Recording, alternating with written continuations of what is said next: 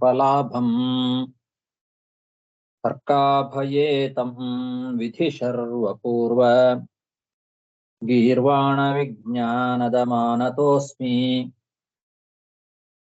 ಪ್ರಥಮೋ ಹನುಮಾನ್ ನಾಮ ದ್ವಿತೀಯೋ ಭೀಮ ಏವ ಚ ಪೂರ್ಣ ಪ್ರಜ್ಞಸ್ತೃತೀಯಸ್ತು ಭಗವತ್ ಆರ್ಯಸಾಧಕಃ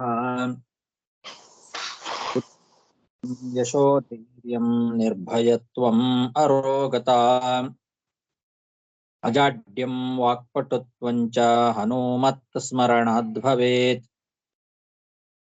ಪೃಥ್ವೀ ಮಂಡಲ ಮಧ್ಯಸ್ಥಾಃ ಪೂರ್ಣಬೋಧಮತಾನುಗಾಃ ವೈಷ್ಣವಾ ವಿಷ್ಣುಹೃದಯಾಃ ತಾನ್ನಮಸ್ಯೆ ಗುರುನ್ ಮಮ ಜನ್ಮಾದ್ಯಸ್ಯ ಯತೋನ್ಮಯಾದಿತರತಶ್ಚಾರ್ಥೇಷ್ವಭಿಜ್ಞಸ್ವರಾಟ್ ತೇನೇ ಬ್ರಹ್ಮಹೃದಾಯ ಆದಿಕವಯೇ ಮುಹ್ಯಂತಿ ಯಂ ಸೂರಯಃ ತೇಜೋ ವಾರಿಮೃದಾಂ ಯಥಾ ವಿನಿಮಯೋ ಯತ್ಸರ್ಗೋ ಮೃಷಾ ಧಾಮ್ನಾ ಸ್ವೇನ ಸದಾ ನಿರಸ್ತಕುಹಕಂ ಸತ್ಯಂ ಪರಂ ಧೀಮಹಿ ಸೃಷ್ಟಿಸ್ಥಿತ್ಯಪ್ಯೇಹ ನಿಯತಿದೃಶಿತಮೋ ಬಂಧಮೋಕ್ಷಾಶ್ಚ ಯಸ್ಮಾತ್ ಅಸ್ಯ ಶ್ರೀ ರುದ್ರ ಪ್ರಭೃತಿ ಸುರ ದ್ವೇಷ ಶತ್ರುತ್ಮಕಸ್ಯ ಸಮಸ್ತ ಸಕಲ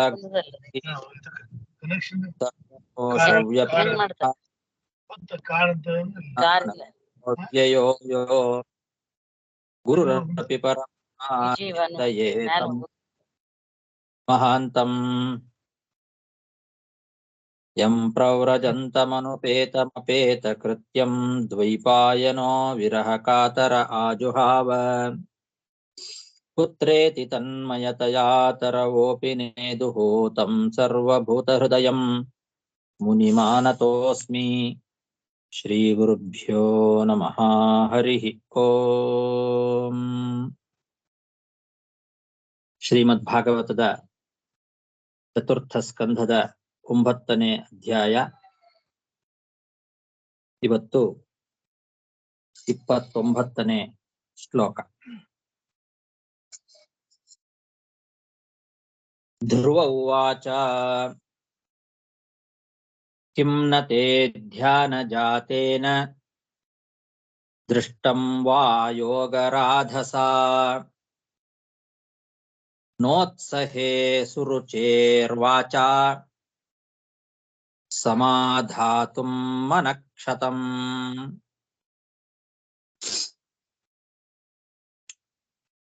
ನಾರದ ಮಹರ್ಷಿಗಳು ಧ್ರುವನನ್ನ ಕೇಳಿದ್ರು, ಮಗು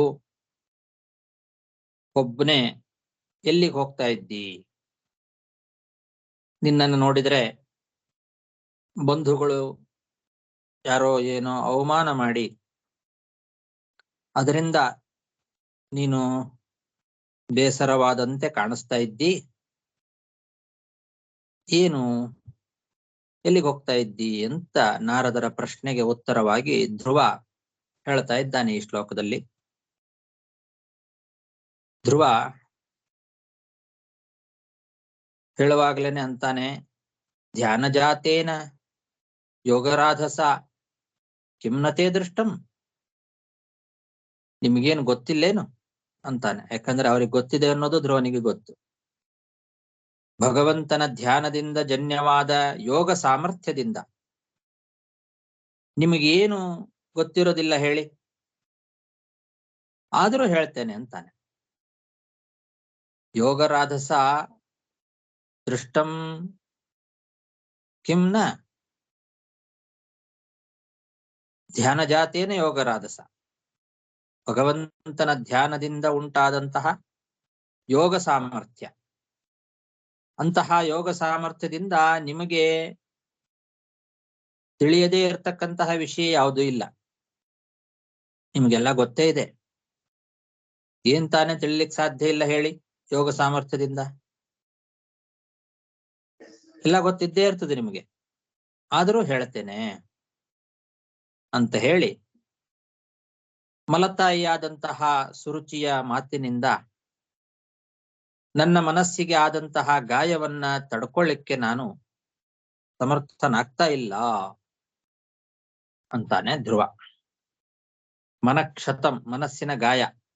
ಕ್ಷತ ಅಂದ್ರೆ ಗಾಯ. ಇದು ಮನಸ್ಸಿಗೆ ಆದ ಗಾಯ. ಯಾವುದರಿಂದ? ಸುರುಚೇಹೇ ವಾಚಾ, ಆ ಸುರುಚಿ ಆಡಿದ ಮಾತು. ಆ ಮಾತಿನಿಂದ ನನ್ನ ಮನಸ್ಸಿನಲ್ಲಿ ಏನೊಂದು ಗಾಯ ಆಗಿದೆ, ಅದನ್ನ ಸಮಾಧಾತುಂ ನ ಉತ್ಸಹೆ. ಆ ಗಾಯವನ್ನ, ಮನಸ್ಸಿಗೆ ಆದ ಗಾಯ ಏನಿದೆ ಅದನ್ನ ಸರಿಪಡಿಸ್ಕೊಳ್ಳಿಕ್ಕೆ, ತಡ್ಕೊಳ್ಳಿಕ್ಕೆ ನನಗೆ ಸಾಧ್ಯವಾಗ್ತಾ ಇಲ್ಲ. ಕಿಂ ನತೆ ಧ್ಯಾನ ಜಾತೇನ ದೃಷ್ಟಂ ವಾ ಯೋಗರಾಧಸ ನೋತ್ಸಹೇ ಸುರುಚೇರ್ವಾಚಾ ಸಮಾಧಾತುಂ ಮನಕ್ಷತಂ. ನಾರದ ಉವಾಚ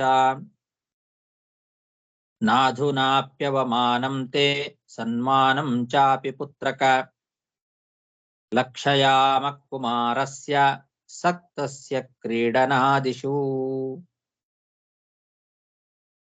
ಅದಕ್ಕೆ ನಾರದರು ಹೇಳ್ತಾರೆ, ಮಗು,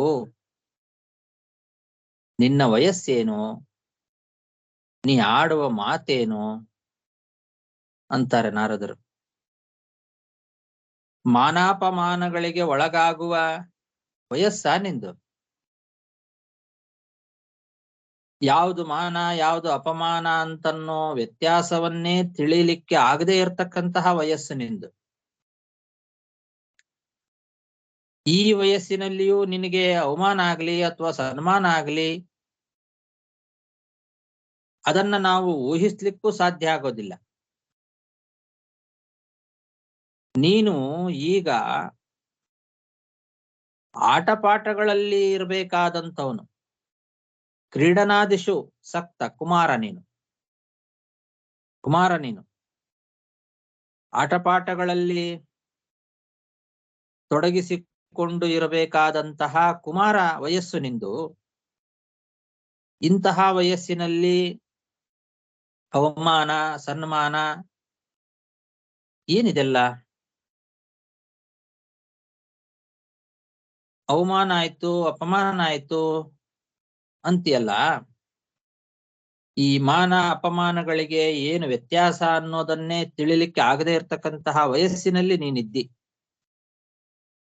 ಈ ವಯಸ್ಸಿನಲ್ಲೂ ನಿನಗೆ ಅವಮಾನ ಆಯ್ತಾ? ನಮಗೆ ಊಹಿಸ್ಕೊಳ್ಳಿಕ್ಕೆ ಸಾಧ್ಯ ಆಗ್ತಿಲ್ಲ. ಲಕ್ಷಯಾಮಹ ನಾಪಿ ನ ಅಧುನಾಪಿ ಅವಮಾನಂ ತೇ ನ ಲಕ್ಷಯಾಮಹ. ನಿನಗೆ ಅವಮಾನ ಆಯ್ತು ಅಂತ ಅನ್ನೋದನ್ನ ಊಹಿಸ್ಲಿಕ್ಕೂ ಸಾಧ್ಯ ಇಲ್ಲ. ಯಾಕೆ? ಕ್ರೀಡನಾದಿಷು ಸಕ್ತಸ್ಯ ಕುಮಾರಸ್ಯ. ಕ್ರೀಡಾದಿಗಳಲ್ಲಿ, ಆಟಪಾಠಗಳಲ್ಲಿ ಕಳಿಬೇಕಾದಂತಹ ವಯಸ್ಸು ಕುಮಾರ ನೀನು. ಈ ವಯಸ್ಸಿನಲ್ಲಿ ನಿನಗೆ ಅವಮಾನ ಆಯ್ತು ಅಂತೀಯಲ್ಲ, ಇದನ್ನ ನನಗೆ ಊಹಿಸ್ಕೊಳ್ಳಿಕ್ಕೆ ಸಾಧ್ಯವಾಗ್ತಾ ಇಲ್ಲ. ನಾಧುನಾಪ್ಯವಮಾನಂ ತೇ ಸನ್ಮಾನಂ ಚಾಪಿ ಪುತ್ರಕ ಲಕ್ಷಯಾಮ ಕುಮಾರಸ್ಯ ಸಕ್ತಸ್ಯ ಕ್ರೀಡನಾದಿಷು ವಿಕಲ್ಪೇ ವಿದ್ಯಮಾನೇಪಿ ನಹ್ಯ ಸಂತೋಷ ಹೇತವಃ ಪುಂಸೋ ಮೋಹಮೃತೆ ಭಿನ್ನ ಯಲ್ಲೋಕ ನಿಜ ಕರ್ಮಭಿಃ. ಜನರಿಗೆ ಅವರವರ ಕರ್ಮಾನುಸಾರವಾಗಿ ಪ್ರಕೃತಿಯ ಪರಿಣಾಮದ ದೆಸೆಯಿಂದ ಬೇರೆ ಕೆಲವರು ಶತ್ರುಗಳು ಅಂತ, ಕೆಲವರು ಮಿತ್ರರು ಅಂತ ಹುಟ್ಟುಕೊಳ್ತಾರೆ.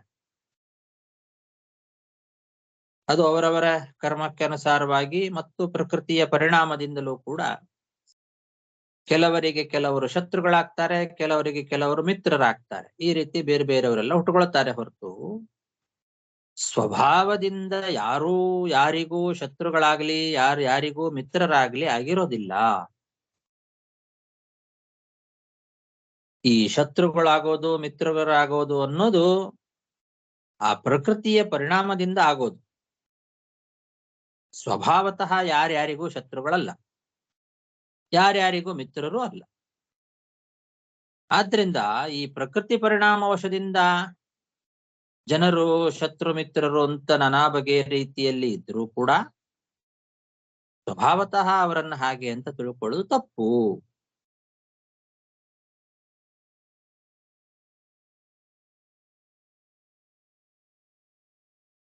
ಸ್ವಭಾವತಃ ಶತ್ರುಗಳು ಅಂತ ಒಂದ್ ವೇಳೆ ಇದ್ದಿದ್ರೆ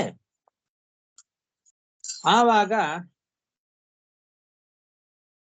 ಅವರು ನಮಗೆ ಅಸಂತೋಷಕ್ಕೆ ಕಾರಣ ಅಂತ ಆಗ್ತಿತ್ತು. ಅಥವಾ ಸ್ವಭಾವತಃ ಮಿತ್ರರು ಅಂತ ಇದ್ದಿದ್ರೆ ಅವರು ಸಂತೋಷಕ್ಕೆ ಕಾರಣ ಅಂತ ಆಗ್ತಿದ್ರು. ಇಲ್ಲದೆ ಇದ್ರೆ ಇಲ್ಲ. ಹಾಗಾಗಿ ಸ್ವಭಾವತಃ ಯಾರು ಯಾರಿಗೂ ಮಿತ್ರರು ಅಲ್ಲ, ಯಾರ್ಯಾರಿಗೂ ಶತ್ರುಗಳು ಅಲ್ಲ. ಆದ್ರಿಂದ ಯಾರ್ಯಾರಿಗೂ ಸಂತೋಷಕ್ಕೂ ಕಾರಣರು ಅಲ್ಲ, ಅಸಂತೋಷಕ್ಕೆ ಕಾರಣರು ಅಲ್ಲ.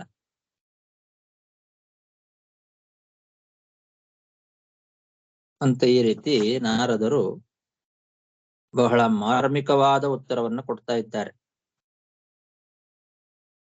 ಶತ್ರುತ್ವ ಮಿತ್ರತ್ವ ಅನ್ನೋದೆಲ್ಲ ಪ್ರಕೃತಿಯ ಪರಿಣಾಮದ ದೆಸೆಯಿಂದ ಬರ್ತಕ್ಕಂಥದ್ದಷ್ಟೇ, ಸ್ವಭಾವತಃ ಅಲ್ಲ. ಸ್ವಾಭಾವಿಕವಾಗಿ ಯಾರ್ಯಾರಿಗೂ ಮಿತ್ರರಲ್ಲ, ಯಾರ್ಯಾರಿಗೂ ಶತ್ರುಗಳಲ್ಲ. ಹಾಗಾಗಿ ನಹಿ ಅಸಂತೋಷ ಹೇತವಃ, ಸ್ವಭಾವತಃ ಶತ್ರುಗಳಾಗಿದ್ರೆ ಅಸಂತೋಷಕ್ಕೆ ಕಾರಣರಾಗ್ತಾರೆ, ಸ್ವಭಾವತಃ ಮಿತ್ರರಾಗಿದ್ರೆ ಸಂತೋಷಕ್ಕೆ ಕಾರಣ ಅಂತ ಆಗ್ತಿತ್ತು. ನಾವು ಇವ್ರು ನಮಗೆ ಶತ್ರುಗಳು, ಇವ್ರು ನಮಗೆ ಮಿತ್ರರು ಅಂತ ತಿಳ್ಕೊಳ್ಳೋದೆಲ್ಲ ನಮ್ಮ ತಪ್ಪು ಗ್ರಹಿಕೆ. ಅದು ಸ್ವಭಾವತಃ ಹಾಗೆ ಇರೋದಿಲ್ಲ.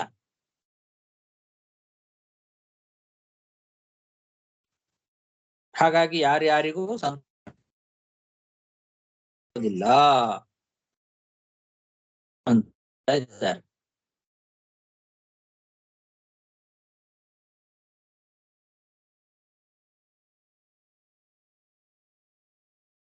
ಹಿಂದಿನ ಶ್ಲೋಕದಲ್ಲಿ ಹೇಳಿದ್ರು, ನೀನು ಆಟ ಆಡ್ಕೊಂಡಿರುವಂತಹ ಬಾಲ, ನೀನು ಕುಮಾರ, ಅಂಥವನಿಗೆ ಈ ರೀತಿಯಾದ ಅವಮಾನ ಸನ್ಮಾನ ಇದರ ಬಗ್ಗೆ ತಿಳ್ಕೊಳ್ತಕ್ಕಂತಹ ವಯಸ್ಸಲ್ಲ ನಿಂದು. ಆದ್ರಿಂದ ಯಾರು ನಿನಗೆ ಸಂತೋಷ ಉಂಟು ಮಾಡಿದ್ರು, ಯಾರು ನಿನಗೆ ಅವಮಾನ ಮಾಡಿದ್ರು ಅಂತ ನಿನಗೆ ಅರ್ಥ ಮಾಡ್ಕೊಳ್ಳೋ ವಯಸ್ಸಲ್ಲ ಅಂತ ಮೊದಲು ಹೇಳಿ, ಈಗ ಈ ಉಪದೇಶವನ್ನ ಮಾಡ್ತಾ ಇದ್ದಾರೆ. ವಿಕಲ್ಪೇ ವಿದ್ಯಮಾನೇಪಿ ಅಂತ. ಶತ್ರು ಮಿತ್ರ ಅನ್ನೋ ವಿಧವಾದ ವಿಕಲ್ಪಗಳು, ಈ ಕಲ್ಪನೆ, ಇವರು ಶತ್ರುಗಳು ಇವರು ಮಿತ್ರರು ಅನ್ನೋ ನಾನಾ ರೀತಿಯಾದ ಕಲ್ಪನೆ, ಅದು ಬಂದಾಗ ಮನುಷ್ಯರಿಗೆ ಸಂತೋಷ ಅಸಂತೋಷ, ಇವರು ಮಿತ್ರರು ಅಂದಾಗ ಸಂತೋಷ, ಇವರು ಶತ್ರುಗಳು ಅಂದಾಗ ಅಸಂತೋಷ, ಇದು ಉಂಟಾಗ್ತದೆ. ಆದ್ರೆ ಯಾರ್ಯಾರಿಗೂ ಶತ್ರುಗಳು ಮಿತ್ರರು ಅಂತ ಸ್ವಾಭಾವಿಕವಾಗಿ ಇರೋದಿಲ್ಲ.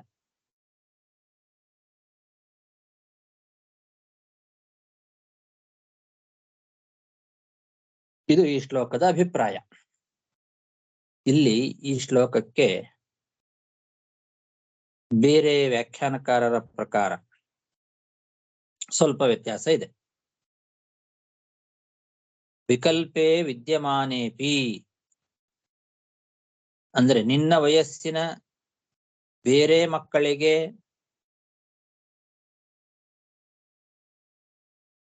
ಮಾನ ಅಪಮಾನ ಅಂತನ್ನೋ ಏನೂ ವಿವೇಕ ಇರೋದಿಲ್ಲ. ನಿನಗೆ ಅದು ಇದ್ರೂ ಕೂಡ ಒಬ್ಬರ ಅಸಂತೋಷಕ್ಕೆ ಕಾರಣ ಲೋಕದಲ್ಲಿ ಮೋಹವೇ ಹೊರತು ಬೇರೆ ಏನು ಅಲ್ಲ. ಯಾಕೆ ಅಂದ್ರೆ ತನ್ನ ಸುಖ ತನ್ನ ದುಃಖ ಇವುಗಳಿಗೆ ತಾನೇ ಹೊಣೆ ಹೊರತು ಬೇರೆಯವರಲ್ಲ. ಎಲ್ಲರೂ ಅವರವರ ಕರ್ಮದ ಫಲವಾಗಿಯೇ ಅವರವರು ಸುಖ ದುಃಖಗಳನ್ನ ಅನುಭವಿಸ್ತಾರೆ. ಬೇರೆ ಯಾರು ಅದಕ್ಕೆ ಕಾರಣರಲ್ಲ ಅಂತ ಈ ರೀತಿ ಬೇರೆ ವ್ಯಾಖ್ಯಾನಕಾರರು ಇದಕ್ಕೆ ವ್ಯಾಖ್ಯಾನ ಮಾಡಿದ್ದಾರೆ. ಅವರವರ ಸುಖ ದುಃಖಗಳಿಗೆ ಅವರವರೇ ಕಾರಣ, ಮೋಹವೇ ಅದಕ್ಕೆ ಕಾರಣ, ಸುಖಕ್ಕೆ ದುಃಖಕ್ಕೆ ಅನ್ನೋದಕ್ಕೆ ಮೋಹವೇ ಕಾರಣ, ಬೇರೆ ಯಾರು ಅಲ್ಲ. ನಿನ್ನ ವಯಸ್ಸಿನ ಬೇರೆ ಮಕ್ಕಳಿಗೆ ಮಾನ ಅಪಮಾನ ಮೊದಲಾದವುಗಳೆಲ್ಲ ತಿಳ್ಕೊಳ್ಳಿಕ್ಕೆ ಸಾಧ್ಯ ಇಲ್ಲ, ಅಂತಹ ವಿವೇಕ ಇರ್ಲಿಕ್ಕೆ ಸಾಧ್ಯ ಇಲ್ಲ ಆ ವಯಸ್ಸು ನಿಂದು. ನಿನಗೇನೋ ಅದು ಇದೇ ವಿವೇಕ ಅಂತಂದ್ರೂ ಕೂಡ ಸುಖ ದುಃಖಗಳಿಗೆ ಬೇರೆಯವರು ಕಾರಣರಲ್ಲ, ಅವರವರ ಕರ್ಮ ಫಲವಾಗಿ ಅವರವರು ಸುಖ ದುಃಖಗಳಿಗೆ ಭಾಗಿಯಾಗ್ತಾರೆ ಅಂತ ಹೇಳ್ತಾರೆ.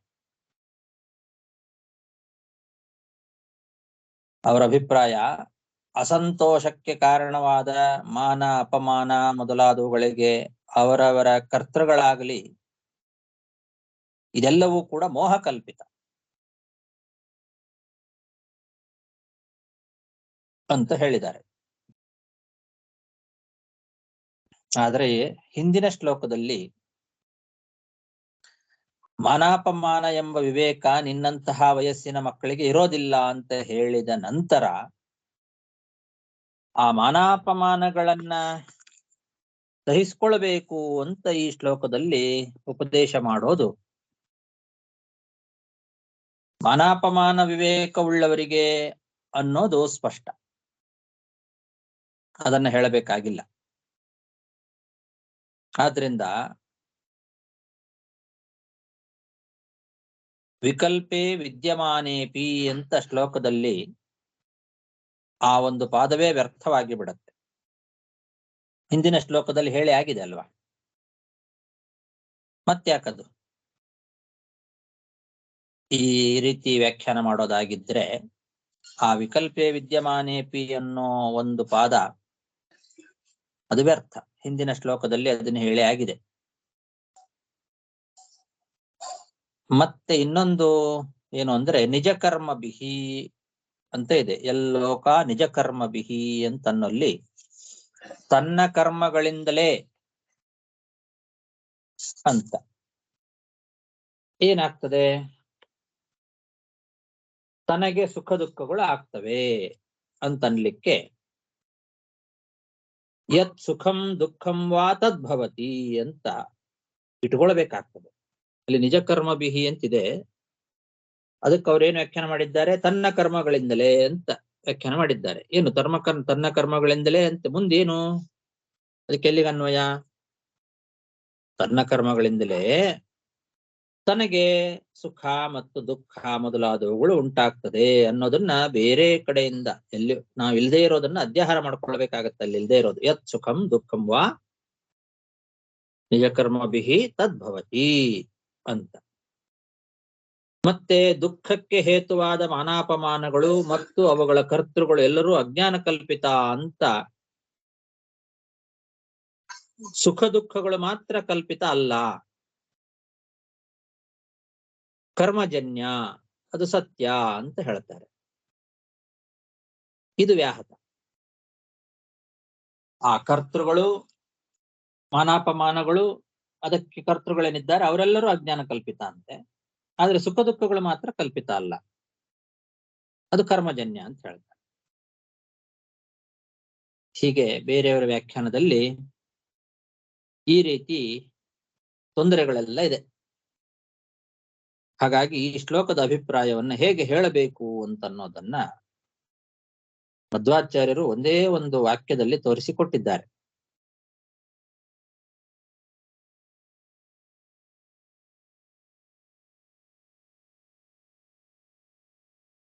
ತನ್ನ ಕರ್ಮಾನುಸಾರ ತನಗೆ ಶತ್ರುಗಳನ್ನಾಗಿ ಅಥವಾ ಮಿತ್ರರನ್ನಾಗ್ಲಿ ಬೇರೆ ಜೀವರನ್ನ ಪರಮಾತ್ಮ ಹುಟ್ಟಿಸ್ತಾನೆ.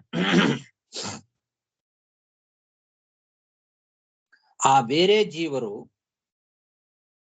ಸಜ್ಜನರು ಇರಬಹುದು, ದುರ್ಜನರು ಇರಬಹುದು. ಸಜ್ಜನರು ಅವರು ಕೆಲವು ಸಲ ಶತ್ರುಗಳಾಗಬಹುದು, ಅಥವಾ ದುರ್ಜನರು ಮಿತ್ರರಾಗಬಹುದು. ಅವರಲ್ಲಿ ಕಾಣುವ ಆ ಶತ್ರುತ್ವ ಮತ್ತು ಮಿತ್ರತ್ವ ಅದು ಸ್ವಾಭಾವಿಕವಾಗಿರಬೇಕು ಅಂತೇನಿಲ್ಲ. ಅದು ಸ್ವಾಭಾವಿಕವಾಗಿದೆ ಅಂತ ನಾವು ತಿಳ್ಕೊಂಡ್ರೆ ಅದು ತಪ್ಪು ಗ್ರಹಿಕೆ. ಆ ತಪ್ಪು ಗ್ರಹಿಕೆಯಿಂದ ಒಬ್ಬನಲ್ಲಿ ನಮಗೆ ಅಸಂತೋಷ, ಇನ್ನೊಬ್ಬನಲ್ಲಿ ಸಂತೋಷ ಅನ್ನೋದು ಹುಟ್ಟುತ್ತದೆ. ಇದು ನಿಜವಾದ ಅಭಿಪ್ರಾಯ. ಅವರು ನಮಗೆ ಸಂತೋಷಕ್ಕೆ ಕಾರಣರಾಗಿದ್ದಾರೆ ಅಂದ ಕೂಡ್ಲೇನೆ ಅವರು ಸಜ್ಜನರೇ ಅಂತ ಆಗಬೇಕಾಗಿಲ್ಲ, ಅಥವಾ ಏನೋ ನಮಗೆ ಅಸಂತೋಷಕ್ಕೆ ಕಾರಣರಾಗಿದ್ದಾರೆ ಅಂತ ಅಂದುಕೊಳ್ಳೇನೆ ಅವ್ರು ದುರ್ಜನರೇ ಆಗಬೇಕು ಅಂತನೂ ಇಲ್ಲ. ಅದು ಸ್ವಾಭಾವಿಕ ಅಲ್ಲ ಅಂತ ಹೇಳ್ತಾ ಇದೆ ಇಲ್ಲಿ. ಈಗ ಪ್ರಕೃತಕ್ಕೆ ಇಟ್ಟುಕೊಂಡ್ರು ಕೂಡ ನೋಡಿ, ಈಗ ಸುರುಚಿ ಅವಳು ಒಳ್ಳೆ ನಿಜವಾಗ್ಲು, ಆದರೆ ಧ್ರುವನ ಕರ್ಮದಿಂದ ಈಗ ಅವನಿಗೆ ಶತ್ರುವಾಗಿದ್ದಾಳೆ. ಅಂದ್ರೆ ಶತ್ರುವಾಗಿ ಅವಳನ್ನ ಭಗವಂತ ಹುಟ್ಟಿಸಿದಾನೆ.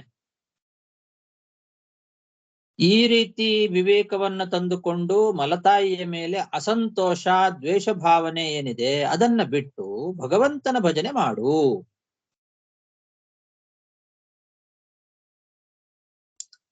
ಆ ರೀತಿ ನೀನು ಭಗವಂತನನ್ನ ಆರಾಧನೆ ಮಾಡ್ಲಿಲ್ಲ ಅಂತಾದ್ರೆ ಭಗವಂತ ಒಲಿಯೋದಿಲ್ಲ.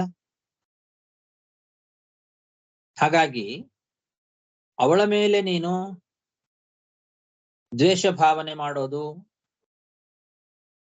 ಅವಳ ಸಂತೋಷಕ್ಕೆ ಕಾರಣ ಆದಳು ನನಗೆ ಅಂತ ತಿಳ್ಕೊಳ್ಳೋದು, ಇದೆಲ್ಲ ತಪ್ಪು. ಅವಳು ನಿಜವಾಗ್ಲೂ ಒಳ್ಳೆಯವಳೆ. ನಿನ್ನ ಕರ್ಮದಿಂದ ಅವಳು ಶತ್ರು ಆಗಿದ್ದಾಳೆ. ಅಂದ್ರೆ ಶತ್ರುವಾಗಿ ಅವಳನ್ನ ಭಗವಂತ ಹುಟ್ಟಿಸಿದಾನೆ ಅಷ್ಟೇ, ತಾತ್ಕಾಲಿಕ. ಇದು ಸ್ವಾಭಾವಿಕವಾಗಿ ಅವಳು ಶತ್ರು ಅಲ್ಲ. ಯಾರಿಗೂ ಸ್ವಾಭಾವಿಕವಾಗಿ ಶತ್ರುಗಳು ಅಂತ ಇರೋದಿಲ್ಲ.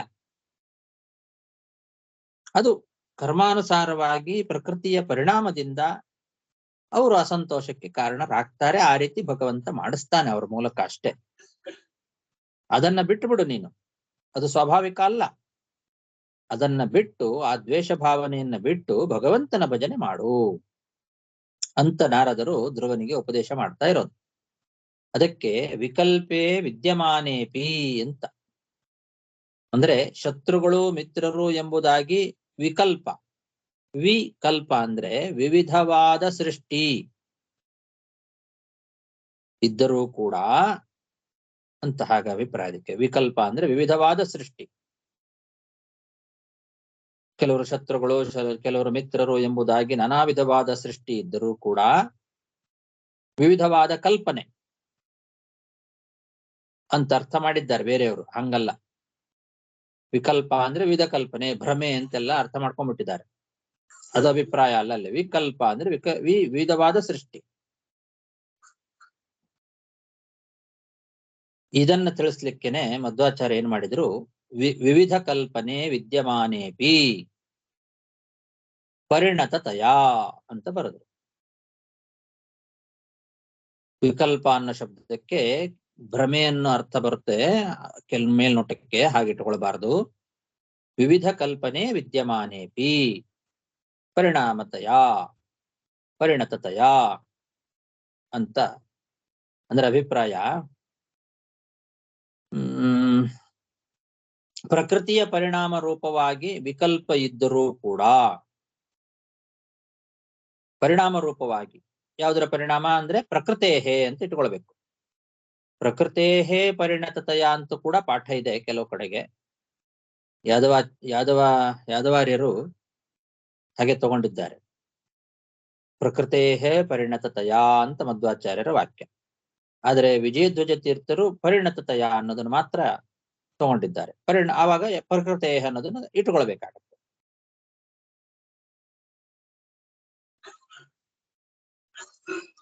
ಮತ್ತೆ ಅವರು ಮುಂದಿನ ಶ್ಲೋಕಕ್ಕೆ ಅದನ್ನು ಅನ್ವಯ ಮಾಡಿದ್ದಾರೆ. ಪರಿಣತತಯ ಅಂತ ಅನ್ನೋದನ್ನ ನಿಯತೇನ ಏಕಭೂತೇನ ಮನಸ ಅಂತ ಮುಂದೆ ಬರುತ್ತೆ. ಅದಕ್ಕೆ ಆ ಪರಿಣತತಯ ಅಂತ ಅನ್ನೋದು ಅನ್ವಯ ಅಂತ ಕೂಡ ಮಾಡ್ಕೊಂಡಿದ್ದಾರೆ.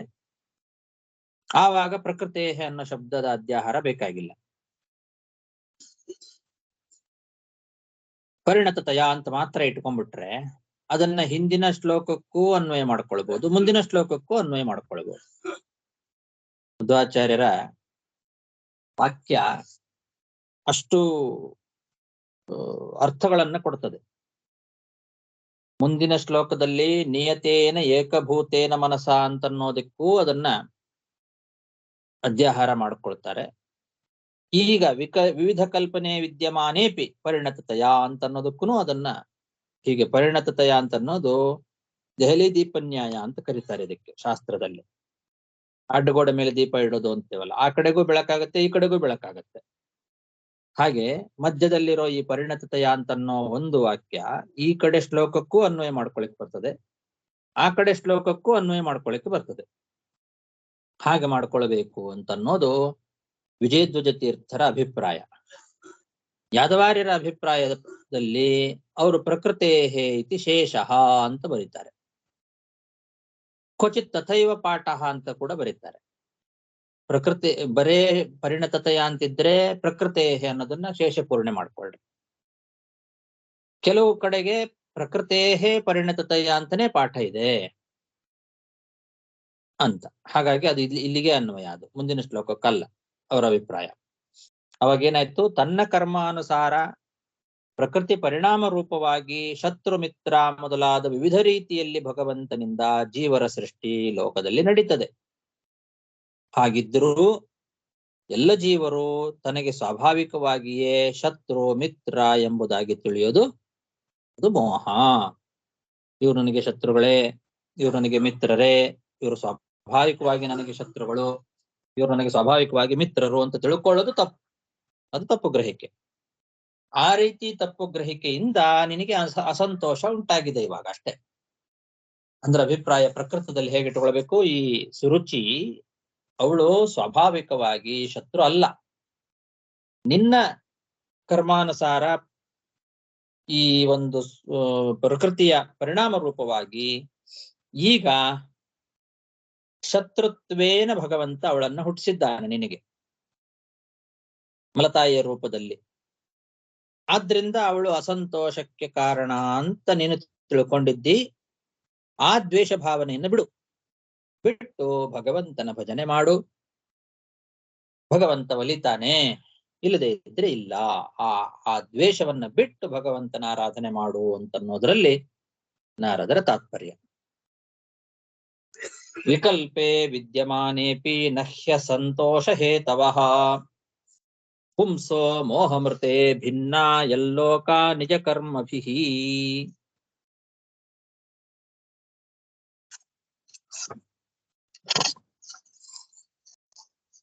ಪರಿತುಷ್ಯೇತ್ ತತಸ್ತಾತ ತಾವನ್ಮಾತ್ರೇಣ ಪೂರುಷಃ ದೈವೋಪಸಾದಿತಂ ಯಾವತ್ ವೀಕ್ಷ್ಯೇಶ್ವರಗತಿಂ ಬುಧಃ. ಆ ಮಾತನ್ನ ಇಲ್ಲಿ ಕಂಟಿನ್ಯೂ ಮಾಡ್ಕೊಳ್ಬೇಕು. ಆದ್ರಿಂದ ಕರ್ಮಾನುಸಾರವಾಗಿ ಫಲವನ್ನ ಕೊಡ್ತಕ್ಕಂಥವನು ಭಗವಂತ. ಆ ಭಗವಂತನ ಸ್ವಾತಂತ್ರ್ಯ ಗುಣವನ್ನ ಆಲೋಚನೆ ಮಾಡಿ ಆ ಪರಮಾತ್ಮನ ಒಂದು ಫಲ ನಮಗೆ ಎಷ್ಟು ಸಿಗತ್ತೋ, ಅವನು ಎಷ್ಟು ಕೊಡ್ತಾನೋ ಅಷ್ಟರಲ್ಲಿ ತೃಪ್ತಿ ಪಡ್ಕೊಳ್ಬೇಕು. ಯಾಕೆ? ಅವರವರ ಕರ್ಮಾನುಸಾರವಾಗಿ ಫಲವನ್ನ ಕೊಡ್ತಕ್ಕಂಥವನು ಭಗವಂತ. ಹಾಗಾಗಿ ಪರಿತುಷ್ಯೇತ್ ತತಃ ತಾತ ಮಗುವೆ, ಅವರವರ ಕರ್ಮಾನುಸಾರವಾಗಿ ಭಗವಂತ ಏನೊಂದು ಫಲವನ್ನ ಕೊಡ್ತಾನೆ ಆ ಫಲದಲ್ಲೇ ನಾವು ತೃಪ್ತಿ ಪಡ್ಕೊಳ್ಬೇಕು. ಅವನೆಷ್ಟು ಕೊಡ್ತಾನೋ ಅಷ್ಟರಲ್ಲಿ ತೃಪ್ತಿ ಆಗಬೇಕು. ಆ ಫಲ ಕೊಡೋನು ಭಗವಂತ. ಆ ಭಗವಂತನ ಈ ಸ್ವಾತಂತ್ರ್ಯ ಗುಣ ಏನಿದೆ ಅದನ್ನು ನಾವು ವಿಚಾರ ಮಾಡಬೇಕು. ಯಾರಿಗೂ ಫಲ ಕೊಡೋರಲ್ಲ, ಯಾರ್ಯಾರಿಗೂ ಒಳ್ಳೇದನ್ನ ಮಾಡೋದು ಕೆಟ್ಟದ್ದನ್ನ ಮಾಡೋದು ಅಲ್ಲ. ಎಲ್ಲ ಭಗವಂತನ ಲೀಲೆ. ಭಗವಂತ ಅವರ ಕರ್ಮಾನುಸಾರ ಫಲ ಕೊಡುತ್ತಾನೆ. ಅವನು ಎಷ್ಟು ಕೊಡ್ತಾನೋ ಅಷ್ಟರಲ್ಲಿ ತೃಪ್ತಿ ಪಡ್ಕೊಳ್ಬೇಕು.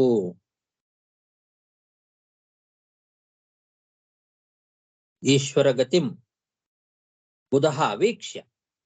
ಭಗವಂತನ ಗತಿ ಅಂದ್ರೆ ಅವನೇನು ಕೊಡ್ತಾನೋ ಅವನ ಗುಣ ಅದನ್ನ ನೋಡಿ ಅಂದ್ರೆ ಆಲೋಚನೆ ಮಾಡಿ ಪರಿತುಷ್ಯೇತ್, ಅಷ್ಟರಲ್ಲಿ ಸಂತೋಷ. ತಾವನ್ ಮಾತ್ರೇಣ ಪುರುಷ ಪರಿತುಷ್ಯೇತ್, ಅಷ್ಟರಲ್ಲೇ ಸಂತೋಷ ಪಡಬೇಕು.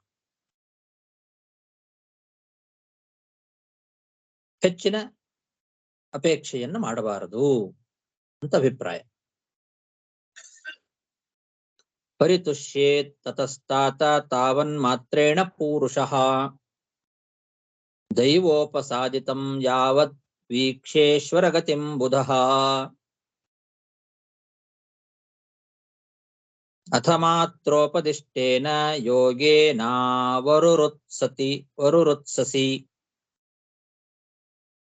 ಯತ್ಪ್ರಸಾದಾತ್ ಸ ವೈ ಪುಂಸಾಂ ದುರಾರಾಧ್ಯ ಮತೋ ಮಮ.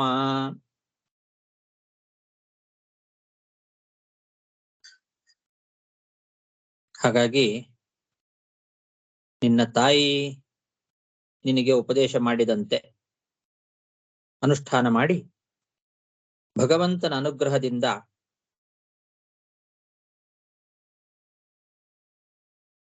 ನೀನು ಆ ಭಗವಂತನನ್ನ ಒಲಿಸಿಕೊಳ್ಳಿಕ್ಕೆ ನಿನಗೆ ಸಾಧ್ಯವಾಗ್ತದೆ. ಒಂದು ವೇಳೆ ನೀನು ಸಿಂಹಾಸನ ಪ್ರಾಪ್ತಿಯನ್ನ ಪಡಿಬೇಕು ಅಂತ ಅಪೇಕ್ಷೆ ಇದ್ದು ಆ ಭಗವಂತನನ್ನ ಒಲಿಸಿಕೊಳ್ಳಬೇಕು ಅಂತ ನಿನಗೆ ಅಪೇಕ್ಷೆ ಇದ್ರೆ ನನ್ನ ಅಭಿಪ್ರಾಯದಲ್ಲಿ ಆ ಭಗವಂತನನ್ನ ಒಲಿಸಿಕೊಳ್ಳೋದು ಸಾಧ್ಯ ಇಲ್ಲ.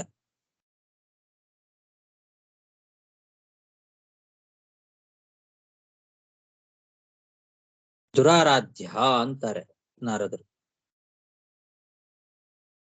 ಸಿಂಹಾಸನ ಪ್ರಾಪ್ತಿಗೋಸ್ಕರ ಭಗವಂತನನ್ನ ಒಲಿಸಿಕೊಳ್ಳಬೇಕು ಅಂತ ನೀನಾದರೂ ಬಯಸ್ತಿ ಅಂತ ಆದ್ರೆ ಅದು ಅಸಾಧ್ಯ.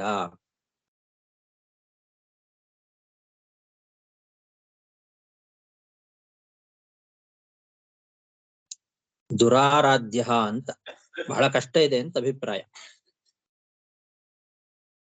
ಸಿಂಹಾಸನ ಪ್ರಾಪ್ತಿಗೋಸ್ಕರ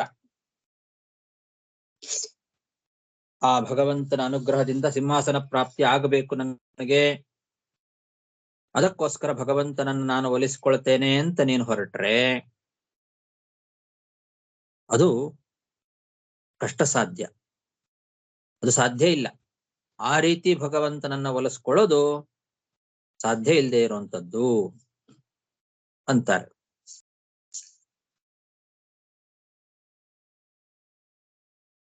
ಅಥ ಮಾತ್ರೋಪದಿಷ್ಟೇನ ಯೋಗೇನಾವರುರುತ್ಸಸಿ ಯತ್ಪ್ರಸಾದಾತ್ ಸ ವೈ ಪುಂಸಾಂ ದುರಾರಾಧ್ಯ ಮತೋ ಮಮ. ಮುನಯ ಪದವೀಂ ಯಸ್ಯ ನಿಸ್ಸಂಗೇನೋರು ಜನ್ಮಭಿಃ ನ ವಿದುರ್ಮೃಗಯಂತೋಪಿ ತೀವ್ರಯೋಗ ಸಮಾಧಿನಾ. ಯಾಕೆ ಭಗವಂತನನ್ನ ಒಲಿಸ್ಕೊಳ್ಳಿಕ್ ಸಾಧ್ಯ ಇಲ್ಲ ಅಂತ ನಾರದರು ಹೇಳಿದ್ರು ಅಂದ್ರೆ ಅವ್ರ ಮಾತು ಮುಂದುವರಿಸ್ತಾರೆ. ಎಂಥೆಂಥ ದೊಡ್ಡ ಋಷಿಮುನಿಗಳು ಕೂಡ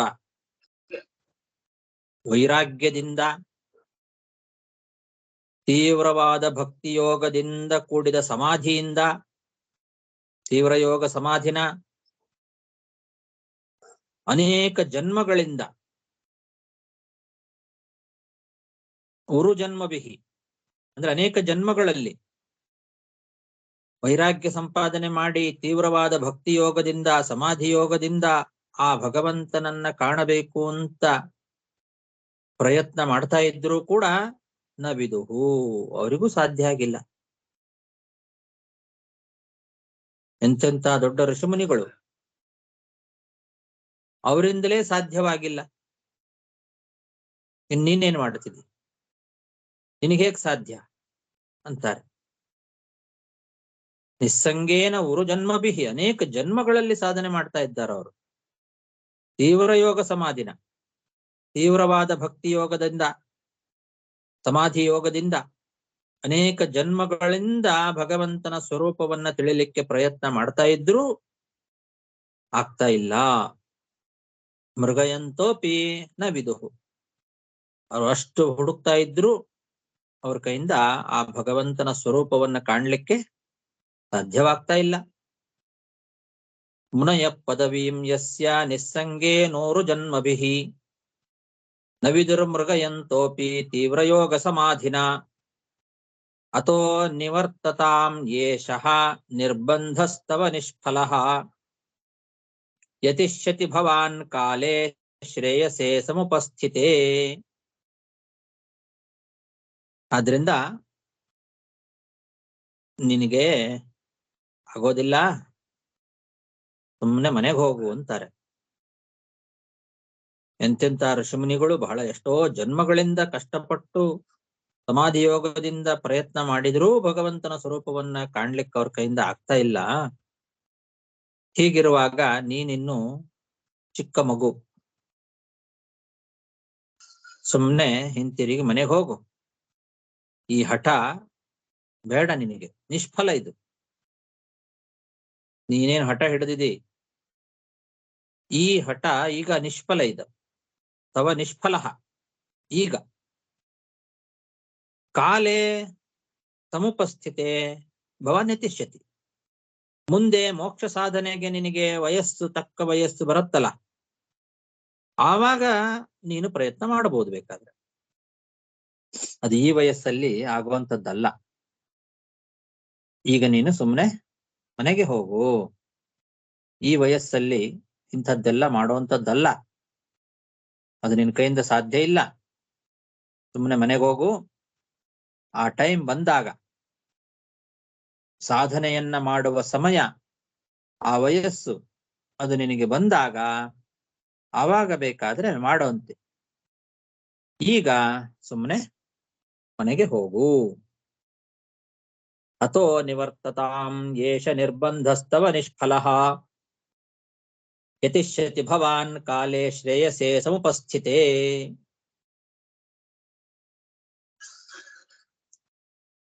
ಯಸ್ಯ ದೈವ ವಿಹಿತಂ ಸತೇನ ಸುಖ ದುಃಖಯೋಃ ಆತ್ಮಾನಂ ತೋಷಯನ್ ದೇಹಿ ತಮಸಃ ಪಾರಮೃಚ್ಛತಿ. ಈಗ ನೀನು ಈ ರೀತಿ ಪ್ರಯತ್ನ ಮಾಡೋದಲ್ಲ. ಈಗ ನೀನು ಸುಮ್ಮನೆ ಮನೆಗೆ ಹೋಗು.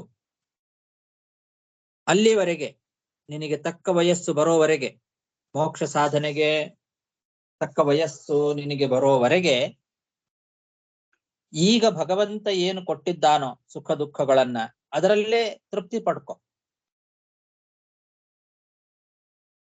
ಯಾವುದನ್ನ ಭಗವಂತ ಕೊಟ್ಟಿದ್ದಾನೋ ಅಷ್ಟರಲ್ಲೇ ತೃಪ್ತಿ ಪಟ್ಟುಕೊಂಡು ಹಾಗೇ ಇರು.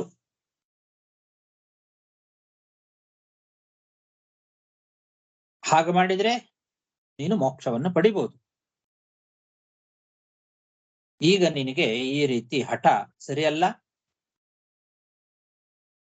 ಮುಂದೆ ಆ ಒಂದು ವಯಸ್ಸು, ಮೋಕ್ಷ ಸಾಧನೆಗೆ ತಕ್ಕ ವಯಸ್ಸು ಬಂದಾಗ ನೀನು ಬೇಕಾದ್ರೆ ಪ್ರಯತ್ನ ಮಾಡಬಹುದು.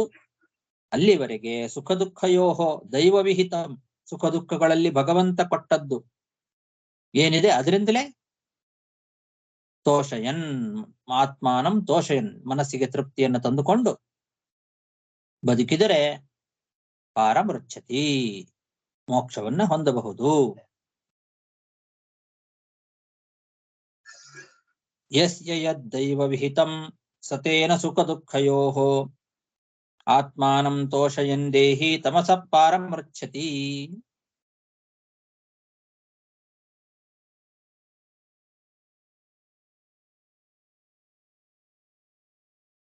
ಸಾಕು. ಶ್ರೀಕೃಷ್ಣಾರ್ಪಣಮಸ್ತು.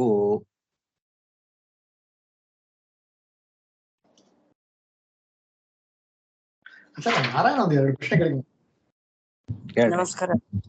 ಈ 32ನೇ ಶ್ಲೋಕದಲ್ಲಿ ಬಂದು ಈ ಪ್ರಕೃತಿ ಪರಿಮಾಣದಿಂದ ನಿಮಗೆ ಬಂದು ಆ ದುಃಖ ಸುಖ ದುಃಖ ಬರುತ್ತೆ, ಸ್ವಭಾವದಿಂದ ಇಲ್ಲ ಒಂದು ಮಾತು ಹೇಳಿರಿ ನೀವು, ರೈಟ್?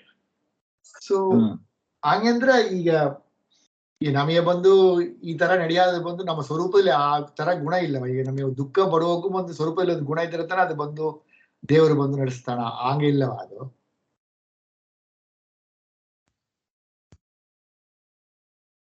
ಸ್ವರೂಪದಲ್ಲಿ ಇಲ್ಲದ ಗುಣವೂ ಬಂದು ದೇವರು ನಡೆಸುವಂತ. ಸ್ವರೂಪದಲ್ಲಿ ಇಲ್ಲದೆ ಇರೋದು ಸಂಸಾರದಲ್ಲಿ ಕಾಣಿಸ್ಕೊಳ್ತದೆ. ಪ್ರಕೃತಿಯ ಪರಿಣಾಮಗಳಿಂದ ಕಾಣಿಸ್ಕೊಳ್ತದೆ. ನಮ್ಗೆ ಸಂಸಾರದಲ್ಲಿ ಕಾಣೋದೆಲ್ಲವೂ ಕೂಡ ಇದು ಸ್ವಾಭಾವಿಕ ಅಂತ ಹೇಳಲಿಕ್ಕೆ ಸಾಧ್ಯ ಇಲ್ಲ. ಯಾರೋ ಶತ್ರುಗಳಾಗ್ತಾರೆ, ಯಾರೋ ಮಿತ್ರರಾಗ್ತಾರಲ್ಲ ನಮಗೆ, ಅದೆಲ್ಲ ತಾತ್ಕಾಲಿಕ. ಇದು ಅದು ಸ್ವರೂಪದಿಂದಲೇ ಅವರು ನಿಜವಾಗ್ಲೂ ಒಳ್ಳೆಯವರು ಅಂತ ಹೇಳಲಿಕ್ಕೆ ಸಾಧ್ಯ ಇಲ್ಲ. ಏನೋ ಹೆಲ್ಪ್ ಮಾಡ್ತಾರೆ ಅಂತಂದ್ರೆ ಅದ್ರ ಹಿಂದೆ ಏನೋ ಒಂದು ಕರ್ಮ ಇರ್ತದೆ ಅಷ್ಟೇ. ಯಾರೋ ಒಬ್ರು ಏನೋ ಕೆಟ್ಟದ್ ಮಾಡಿದ್ರು ಅಂತ ಅಂದ್ಕೊಳ್ಳಿ, ಅವ್ರು ಸ್ವಾಭಾವಿಕವಾಗಿ ನಮಗೆ ದ್ವೇಷಗಳೇ ಯಾವಾಗ್ಲೂ ಅಂತ ಅನ್ನೋದು ತೀರ್ಮಾನ ಮಾಡ್ಲಿಕ್ಕೆ ಬರೋದಿಲ್ಲ. ತಾತ್ಕಾಲಿಕವಾಗಿ ಏನೋ ಕರ್ಮಾನುಸಾರವಾಗಿ ನಮ್ಗೆ ಅವ್ರು ಕೆಟ್ಟದ್ದನ್ನು ಮಾಡಿರ್ತಾರೆ ಅಷ್ಟೇ. ಈ ಪ್ರಕೃತಿಯೋಡ ಪರಿಮಾಣ ಬಂದು, ಈ ಪ್ರಭಾವ ಬಂದು ನಮ್ಮ ಸ್ವಭಾವ ಇಲ್ಲದದ್ದು ಆಗತ್ತೆ ನಮ್ಮ ಮೇಲೆ. ಇದೇ ಎಕ್ಸಾಂಪಲ್. ಈಗ ಸುರುಚಿ ಒಳ್ಳೆ ಸ್ವಾಭಾವಿಕ ಕೆಟ್ಟವಳೇನಲ್ಲ, ನಾವು ತಪ್ಪು ಗ್ರಹಣೆ ಮಾಡೋದ್ರಿಂದ ಆಗತ್ತೆ. ಈಗ ಮೊನ್ನೆ ದಕ್ಷಂದು ನೋಡಿದ್ವಲ್ಲ ನಾವು. ದಕ್ಷ ಏನು ಕೆಟ್ಟನೇನಲ್ಲ, ಅವನು ಕೆಲವು ಕರ್ಮಾನುಸಾರ ಪ್ರಕೃತಿ ಪರಿಣಾಮದಿಂದ ಅಸಂತೋಷಕ್ಕೆ ಕಾರಣ ಆದ. ಸೊ ದಕ್ಷ ಸುರುಚಿ ಬಂದೇದೋ ಒಂದು ಕೆಟ್ಟ ಕರ್ಮ ಮಾಡಿದ್ದಾನೆ ಅಂತ ತಗೊಂಬೋಗ, ಇಲ್ಲ ಈಗ ಒಂದು ಧ್ರುವ ಬಂದು ಕೆಟ್ಟ ಕರ್ಮ ಮಾಡಿದ್ದಾನ ಆದ್ರಿಂದ ಬಂದು ಆ ತರ ಪರಿಮಾಣ ಅಂತ ತಗೊಂಬೋಗ. ಆಗುವಾಗ ನಾವು ಆ ರೀತಿ ಚಿಂತನೆ ಮಾಡೋದು ಬೇಡ. ಇದೆಲ್ಲ ನಮ್ಮ ಕರ್ಮಗಳು ಹೀಗಿದ್ದಾಗ ಹೀಗೆ ಆಗತ್ತೆ ಅನ್ನೋದನ್ನ ತೋರಿಸ್ಲಿಕ್ಕೆ ದೇವತೆಗಳು ನಟನೆ ಮಾಡಿ ತೋರಿಸ್ತಾರೆ. ಭಗವತ್ ಸಂಕಲ್ಪದಂತ ಅವ್ರದ್ದು ಕರ್ಮ ಕೆಟ್ಟದ್ದಿತ್ತು, ಅವ್ರದ್ದು ಇದು ಇತ್ತು ಅಂತ ಹಂಗೆ ನಾವು ತಿಳ್ಕೊಳ್ಳೋದಕ್ಕಿಂತ ಅವರು ಈ ರೀತಿ ನಟನೆ ಮಾಡಿ ತೋರಿಸ್ತಾರೆ ಭಗವದ್ ಇಚ್ಛಾನುಸಾರವಾಗಿ. ಅದು ಅವ್ರ ಕರ್ಮದಲ್ಲಿ ಇದ್ದದ್ದೇ, ಇಲ್ಲ ಅಂತಲ್ಲ. ಆದ್ರೆ ನಾವ್ ಅಂದ್ಕೊಂಡ ರೀತಿ ಕರ್ಮ ಅಂತ ಹಾಗ ಅರ್ಥ ಅಲ್ಲ ಅದಕ್ಕೆ. ಅವನಿಗೆ ಬಂದು ಒಳದು ನಡೆಯೋಕುಂಬ ಈ ಒಂದು ಕರ್ಮ ಆದ್ರಿಂದ ಈ ತರ ಮಾತಾಡಿರು ಹಂಗೆ ತಗೊಂಡು ಅದು ಶಿಕ್ಷಣ ಮಾಡೋದಿಲ್ಲ. ಅವರ ಕರ್ಮವೇ ಆಗಿದ್ರು ಕೂಡ ಅದು ನಮಗೆ ಶಿಕ್ಷಣ. ನಮ್ಮಲ್ಲಾಗುವಾಗ ನಾವು ನಮ್ಮ ಕರ್ಮಾನುಸಾರವಾಗಿ ಸುಖ ದುಃಖಗಳನ್ನ ಅನುಭವಿಸ್ತೇವೆ. ಅದೆಲ್ಲ ತಾತ್ಕಾಲಿಕ, ಸ್ವಾಭಾವಿಕವಾದದ್ದಲ್ಲ. ಇದು ನಾವ್ ಇವಾಗ ಅನುಭವಿಸ್ತಾ ಇರೋ ಸುಖ ದುಃಖಗಳು, ಇವಾಗ ನಮಗೆ ನಾವು ತಿಳ್ಕೊಂಡಿರ್ತಕ್ಕಂಥ ಶತ್ರುಗಳು ಅಥವಾ ಮಿತ್ರರು, ಇವರೆಲ್ಲರೂ ಕೂಡ ತಾತ್ಕಾಲಿಕ ಹೊರತು ಇದು ಸ್ವಾಭಾವಿಕ ಅಲ್ಲ. ಸ್ವಾಭಾವಿಕ ಅಲ್ಲದೇನೂ ಇರಬಹುದು, ಅಲ್ವೇ ಅಲ್ಲ ಅಂತಲ್ಲ. ಇವ್ರ ಅಂದ್ರೆ ಶತ್ರುಗಳು ಅಂತ ನಮಗೆ ಏನು ಇವಾಗ ಕಾಣಿಸ್ತಾ ಇದ್ದಾರೆ, ಅವ್ರ ಶತ್ರುಗಳೇ ಆಗಿರ್ಬೇಕು ಅಂತ ಏನಿಲ್ಲ, ಅಥವಾ ಆಗಿರ್ಲಬಹುದು. ಮಿತ್ರರು ಅಂತ ಕಾಣಿಸ್ತಾ ಇರೋರು ಮಿತ್ರರು ಆಗಿರ್ಬೋದು, ಮಿತ್ರರಾಗಿರ್ಲೇಬೇಕು ಅಂತ ಏನಿಲ್ಲ, ಶತ್ರುಗಳು ಆಗಿರ್ಬೋದು. ಹಾಗೆ 33ನೇ ಶ್ಲೋಕದಲ್ಲಿ ಬಂದು ಕಡೆಸಿ ಇದು ಒಂದು ದುರಾರಾಧ್ಯ ಮತೋ ಮಮಾನ್ ಹೇಳಿದ್ವಿ. ನನ್ನ ಬುಕ್ ಬಂದು ಗತೋ ಮಮಾನ್ ಇದೆ. ಅದು ಗತೋ ತಪ್ಪಿಲ್ಲವಾಗ, ಮತೋ ಮಮಾನ ನನ್ನ ಅಭಿಪ್ರಾಯನ ಅರ್ಥ ಅಲ್ವಾ. ಗತೋ ಮಮಾನ್ ಅಭಿಪ್ರಾಯ, ಗತೋನಿದೆ ತಪ್ಪು ಪಾಠ. ಎಷ್ಟನೇ ಶ್ಲೋಕ? ಮತೋ ಮಮ ನನ್ನ ಅಭಿಪ್ರಾಯ, ಮಮ ಮತಃ ಅಂತ. ಮಮ ಮತಃ ನನ್ನ ಅಭಿಪ್ರಾಯ. ಅಲ್ಲಿ ನನ್ನ ಬುಕ್ಲಿ ಗತೋ ಮತಃ ಇದೆ, ತಪ್ಪಾ ಪ್ರಿಂಟ್ ಆಗಿದೆ. ದುರಾರಾಧ್ಯ ಗತೋ ಮಮ ಇದೆ. ಗತಃ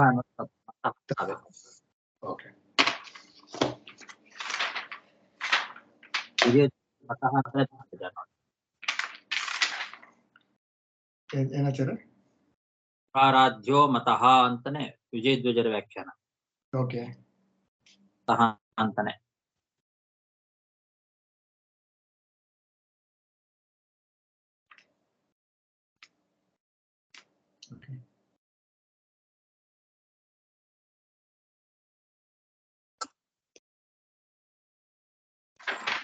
ಆಯ್ತಾಚಾರ. ಹರೇ ನಮಃ. ಶ್ರೀಕೃಷ್ಣ ಅರ್ಪಣ.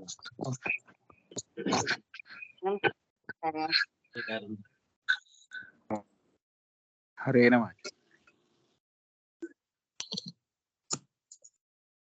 ಹರೇ ನಮಸ್ಕಾರ ಶ್ರೀನಿವಾಸ.